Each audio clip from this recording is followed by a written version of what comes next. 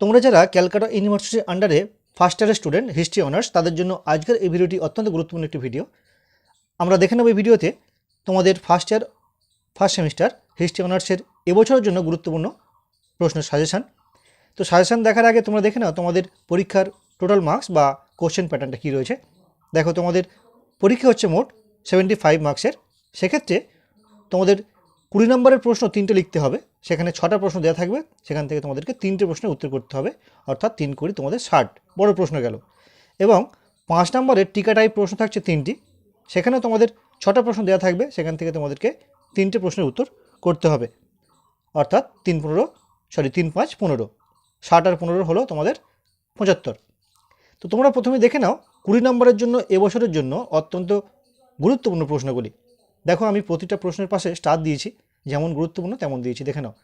তোমাদের প্রথম প্রশ্ন থাকছে, দেখো, প্রাচীন ভারতীয় ইতিহাস পুনর্গঠনে প্রত্নতাত্ত্বিক উপাদানের গুরুত্ব আলোচনা করো। দেখো এখানে 5 স্টার দেওয়া রয়েছে, অর্থাৎ এই প্রশ্নটি তোমাদের এবছরের জন্য অত্যন্ত গুরুত্বপূর্ণ একটি প্রশ্ন।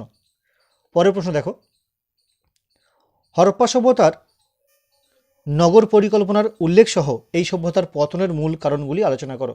অর্থাৎ তোমাদের এবছরে হরপ্পা সভ্যতার নগর পরিকল্পনা এবং পতন দুটোই কিন্তু গুরুত্বপূর্ণ। তোমরা এই প্রশ্নের উত্তরটা এমনভাবে করো যেন দুটো প্রশ্নের উত্তর পড়লে একসঙ্গে লিখতে পারো। তো এইটিও দেখো 5 স্টার দেওয়া রয়েছে, এইটিও কিন্তু তোমাদের এবছরের জন্য অত্যন্ত গুরুত্বপূর্ণ একটি প্রশ্ন। পরের প্রশ্ন দেখো, আর্য সমস্যা বলতে তুমি কী বোঝো? অর্থাৎ আর্যদের যে আদি বাসস্থান এবং ভাষাগত যে বৈচিত্র্য বা বৈশিষ্ট্য, সেটা এদেশীয় না বিদেশীয়, বা তারা এদেশের লোক না অন্য দেশের লোক, অর্থাৎ ভাষা সম্বন্ধীয় এবং বসবাস সম্বন্ধীয় যে বিতর্ক বা আর্য সমস্যা, এটি কিন্তু তোমাদের এবছরে অত্যন্ত গুরুত্বপূর্ণ একটি প্রশ্ন। আরও একটি প্রশ্ন দেখো, এটিও কিন্তু 5 স্টার দেওয়া রয়েছে। পরের প্রশ্ন দেখো, মগধের উত্থানের পশ্চাতে ভৌগোলিক ও অর্থনৈতিক কারণগুলি আলোচনা করো। এটিও কিন্তু তোমাদের এবছরে অত্যন্ত গুরুত্বপূর্ণ প্রশ্ন, তাই আমি এটিকে 5 স্টার দিয়েছি। পরবর্তী প্রশ্ন দেখো, পরবর্তী বৈদিক যুগের রাজনৈতিক, অর্থনৈতিক এবং সামাজিক অবস্থা ঋগ বৈদিক যুগের তুলনায় কিভাবে পৃথক ছিল? দেখো এই প্রশ্নটা কিন্তু তোমাদের এবছরের জন্য অত্যন্ত গুরুত্বপূর্ণ প্রশ্ন। দেখো এটিও 5 স্টার দেওয়া রয়েছে। আরও একটি প্রশ্ন রয়েছে, দেখো 5 স্টার প্রশ্ন, উপমহাদেশের বিভিন্ন নব্যপ্রস্তর কেন্দ্রের বিবরণ দাও। এটিও দেখো 5 স্টার দেওয়া রয়েছে, এটিও গুরুত্বপূর্ণ, যথেষ্ট গুরুত্বপূর্ণ প্রশ্ন। তো দেখো এই 6টি প্রশ্ন তোমাদের আমি 5 স্টার দিয়েছি, এগুলি তোমাদের এবছরের জন্য অত্যন্ত গুরুত্বপূর্ণ।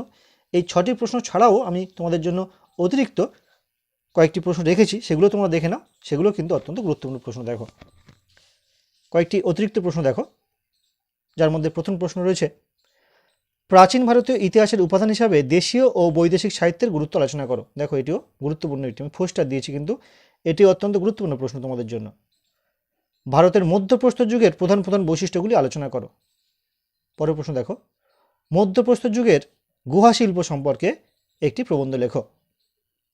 আরও একটি প্রশ্ন দেখো, প্রাগৈতিহাসিক ভারতে শিকারী ও খাদ্য সংগ্রহকারী আদিম মানবের খাদ্য উৎপাদক হয়ে ওঠার বিবর্তনের কথা উল্লেখ করো।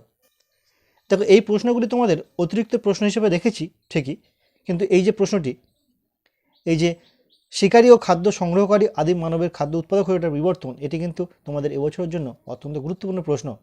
সঙ্গে এই যে প্রশ্নটি রয়েছে, দেখো মধ্যপ্রস্তর যুগের গুহা শিল্প, এটিও কিন্তু অত্যন্ত গুরুত্বপূর্ণ প্রশ্ন। তোমরা একটা কথা মাথায় রাখো, তোমাদের কিন্তু এই সিসিএফ অর্থাৎ নতুন সেমিস্টার অনুযায়ী, নতুন সিলেবাস অনুযায়ী তোমাদের প্রথমবারের এটা পরীক্ষা হচ্ছে, তাই তোমাদেরকে এবার একটু সতর্কভাবে পড়াশোনা করতে হবে বা ঠিকঠাক প্রশ্ন করে যেতে হবে, নইলে কিন্তু ঠিকঠাক ভালোভাবে পরীক্ষা দিতে পারবে না বা প্রশ্ন ঠিকঠাক কমন আসবে না। তো প্রথম বছরের জন্য তোমাদেরকে একটু খেটে পড়াশোনা করতে হবে। আশা করি তোমরা সেভাবে প্রস্তুত হয়ে গেছো। তো আমি এই যে প্রশ্নগুলি তোমাদের দিলাম, আশা করছি এই প্রশ্ন থেকেই কিন্তু পরীক্ষায় ম্যাক্সিমাম প্রশ্নগুলো আসবে, তোমরা যথেষ্ট সুবিধা পাবে। তো এই গেল 20 নম্বরের প্রশ্ন। এবার দেখে নাও 5 নম্বরের গুরুত্বপূর্ণ প্রশ্নগুলি। দেখে নাও 5 নম্বরের যে প্রশ্নগুলি রেখেছি, যার প্রথম প্রশ্ন দেখো, হিস্ট্রি ও ইতিহাসের মধ্যে পার্থক্য নির্ণয় করো। দেখো এখানে 5 স্টার দিয়েছি, অর্থাৎ এই প্রশ্নটি কিন্তু তোমাদের এবছরের জন্য অত্যন্ত গুরুত্বপূর্ণ একটি প্রশ্ন। পরের প্রশ্ন দেখো, হরপ্পা সভ্যতার ধর্ম সম্পর্কে একটি টিকা লেখো। দেখো এটিও 5 স্টার দেওয়া রয়েছে। নেক্সট কোশ্চেন দেখো, চিত্রিত ধূসর মৃৎপাত্রের বৈশিষ্ট্য কী ছিল? পরের প্রশ্ন দেখো, ভারতের প্রাচীন প্রস্তর যুগের প্রধান বৈশিষ্ট্যগুলি আলোচনা করো। বৌদ্ধ ধর্মকে প্রতিবাদী ধর্ম বলা হয় কেন? দেখো এগুলো সবই কিন্তু 5 স্টার দেওয়া রয়েছে, তোমাদের এই প্রশ্নগুলি এবছরের জন্য ততটাই গুরুত্বপূর্ণ। চতুরাশ্রম প্রথা সম্পর্কে একটি টিকা লেখো। জৈন ধর্মের মূল দর্শন বা শিক্ষার উপর একটি টিকা লেখো বা সংক্ষিপ্ত টিকা লেখো। প্রাচীন ভারতীয় ইতিহাস রচনায় চৈনিক সাহিত্যের গুরুত্ব লেখো। মাইক্রোলিথ ও মেঘালিথ সম্পর্কে একটি টিকা লেখো। মেহেরগড় সংস্কৃতি সম্পর্কে কি জানো? নব্যপ্রস্তর যুগের বিপ্লব বলতে কি বোঝো? তো এই গেল মোট 5 নম্বরের গুরুত্বপূর্ণ প্রশ্ন। তো এই প্রশ্নগুলি তোমরা ঠিকঠাকভাবে তৈরি করো। আশা করি তৈরি করা হয়ে গেছে। আশা করছি এই প্রশ্নগুলি তোমাদের ফাইনাল পরীক্ষায় অনেকটাই সাহায্য করবে। তো আজকের ভিডিওটি কেমন লাগলো অবশ্যই কমেন্ট করে জানিও।